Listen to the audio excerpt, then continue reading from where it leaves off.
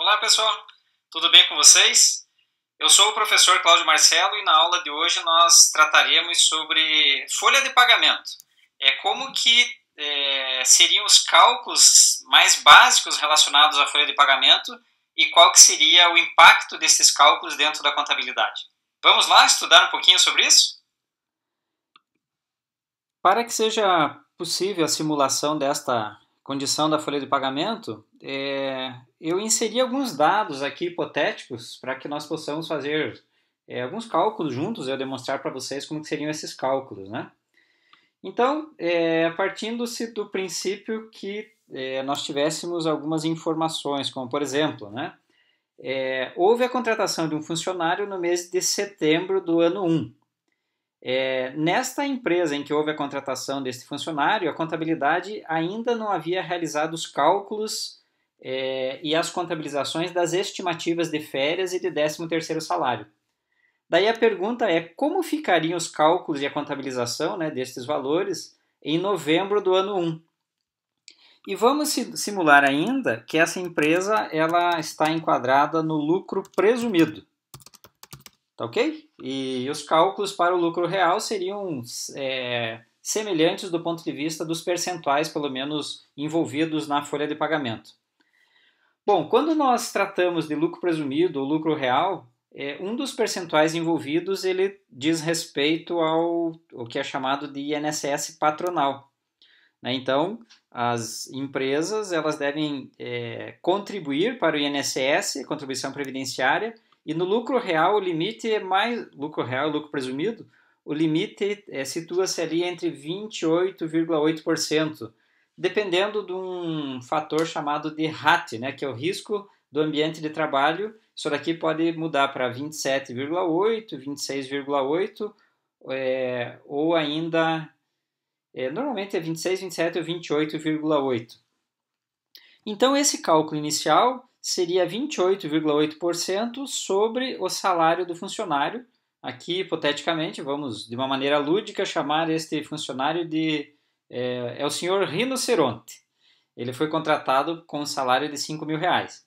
Então, sobre esse salário incidiria o INSS, 28,8%, que dá 1.440. FGTS vai representar 8% do salário, né? Então, 8% de R$5.400. Como a contabilidade ela trabalha muito com estimativas, né, e de uma maneira prudente, se eventualmente a empresa mandar este funcionário embora sem justa causa, ela terá que pagar uma indenização do FGTS. Por isso que eu fiz um cálculo por estimativa, e essa indenização ela é 50% do valor original do FGTS. Por isso que aqui deu R$200 de estimativa. A cada mês trabalhado, o funcionário, pela atual legislação do trabalho, ele tem direito a proporcional de férias e de 13º salário. Então, como este funcionário ele foi contratado em setembro, até o mês de novembro, que é a base dos nossos cálculos, ele teria 3/12 de férias de direito. Acrescidos a esses 3/12, ele teria o que é chamado de abono de férias, né? Que é 1/3 do valor proporcional a que ele tem direito. Então, esse 1.666,50, ele é isto, né? Ele é 1/3 do valor... ele é 3/12 do valor dos salários do funcionário acrescido de 1/3.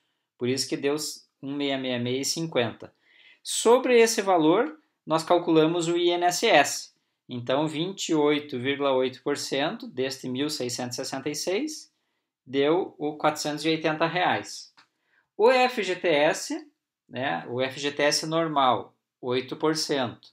Acrescido de uma multa de 50%, né? Então, 8%, metade disso daria 4%, né? Então, 8 mais 4, 12% do valor proporcional de férias foi o cálculo do FGTS.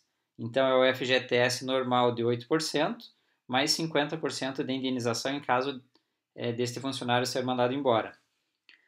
Em relação ao 13º salário, é 3/12 de R$5.000, né?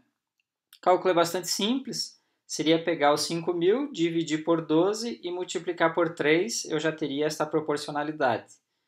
O INSS, 28,8% de 1.250. O FGTS, 12% de 1.250, né, 8% normal, mais 50% de multa. Vamos simular que no mês trabalhado por esse funcionário tivesse 20 dias úteis e que ele utilizou vale transporte nesse período e que a cada 2 vales transportes equivaleria a R$ 8,50. Então tem um ônus aqui de R$ 170, que num primeiro momento esse ônus é da empresa.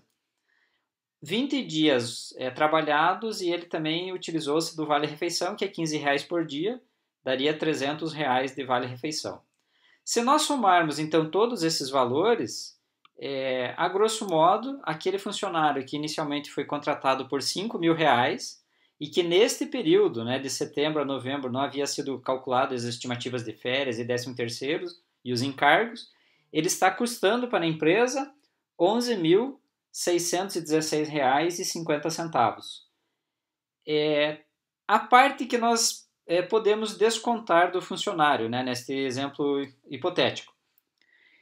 Do ponto de vista do INSS, ele enquadrou-se numa tabela, né, a tabela do INSS na época da gravação desse vídeo, ele enquadrou-se no fator máximo ali, que é 11%. Então, 11% sobre o salário de R$ 5.000 deu 550. A legislação permite que seja descontado de vale-transporte até 6% do salário do funcionário. Né? Neste caso aqui, o salário do funcionário era R$ 5.000, então permitiu descontar integralmente este vale-transporte que, num primeiro momento, havia sido o ônus da empresa. Em relação ao vale-refeição, vamos simular que a empresa ela descontasse 50% de todo o valor que o funcionário representa com o vale-refeição. Então, neste caso aqui, como ele se utilizou de R$ 300, hipoteticamente a empresa descontou R$ 150, né, através de convenções que eventualmente ela tenha sido realizado com o sindicato. No caso do imposto de renda, ele entraria numa tabela também. Então, como o salário do funcionário é R$ 5.000, nós descontamos desse salário do funcionário o valor do INSS, aquele já houve, né, uma tabela de desconto, e vamos simular que este funcionário ele tenha dois dependentes, 2 filhos. Na época da gravação deste vídeo, né, a legislação determinava que por dependente poderia deduzir R$ 189,59 vezes 2 deu os 379,18. Então, peguei 5.000, salário bruto, foi descontado o INSS da parte do empregado e o imposto de renda da parte do empregado, chegando à base de cálculo do imposto de renda retido na fonte de 4.070. Com esta base de cálculo, ele se enquadra na tabela de 22,5%. Essa tabela, então, sempre tem que olhar quando a gente calcula, né? Está fazendo de uma certa maneira rotineira aí os cálculos da folha, devemos estar atento à tabela do imposto de renda. 22,5% de 4.070 daria R$ 915. E há um valor a deduzir dentro da tabela de 636. Consequentemente, o imposto de renda deste funcionário é de R$ 279,80. E é isso que foi deduzido aqui, né, na parte dos descontos do funcionário. Então, o custo efetivo seria o custo que a empresa tem menos aqueles valores que ela consegue recuperar, né? Então, ela conseguiu recuperar 170 de vale-transporte e 150 de vale-refeição. O custo efetivo desse funcionário que eu contratei por R$ 5.000, então, vai ser R$ 11.296,50, ou 125,93% sobre o valor do salário, para vocês terem uma ideia do impacto que isso causa no caixa da empresa, né? Em termos de contabilização, ficaria resumidamente desta maneira, né? Todos os valores que eu devo, né, de salários, eles vão para o passivo, né? Salários, INSS, FGTS, tanto normal quanto da rescisão, acabam ficando todos no passivo, né, por serem obrigações. E a contrapartida desses valores vai para a DR, simulando que este funcionário ele é da área administrativa, né? Então seria uma despesa administrativa lá na demonstração do resultado. E assim faríamos para todos os valores devidos. No caso daqueles valores que nós descontamos do salário do funcionário, né? Como por exemplo, a parte do INSS, então ele não é uma despesa da empresa. Então ele vai ser debitado, descontado do salário a pagar e creditado em INSS a pagar, a parte do empregado. A parte que nós recuperamos do Vale Transporte e do Vale Refeição, nós tiramos da despesa, né? Então nós creditamos a despesa, é uma recuperação de uma despesa e contabilizamos como, então credita lá na despesa e debita dentro do salário porque está sendo descontado do salário do funcionário. Isso acontece também com o Vale Refeição. No caso do imposto de renda, ele é descontado do salário e, por contrapartida, teremos uma obrigação de imposto de renda a recolher. Com essas contabilizações, ficaria assim registrado no balanço patrimonial o passivo que esse funcionário estaria representando neste momento para a empresa, né? R$ 11.296,50, todos discriminados item por item ali dentro do balanço.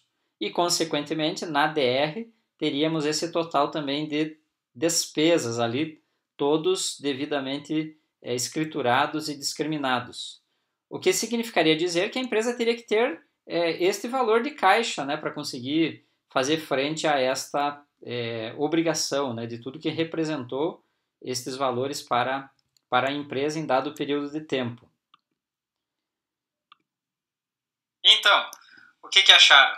Muito difíceis os cálculos? O importante é que vocês consigam perceber, né, a influência que a contratação de um funcionário ela exerce sobre os cálculos relacionados à folha de pagamento e quanto que a entidade tem que ter em caixa para conseguir cumprir as suas obrigações. Espero que o vídeo tenha sido bastante válido para vocês. Por favor, se gostaram, deem um like. E não deixem de compartilhar o meu canal no YouTube, Professor Cláudio Marcelo, para que mais pessoas tenham acesso a assuntos relacionados a imposto de renda, a contabilidade e a finanças. E não somente os contadores. Um abraço e nos vemos no meu próximo vídeo.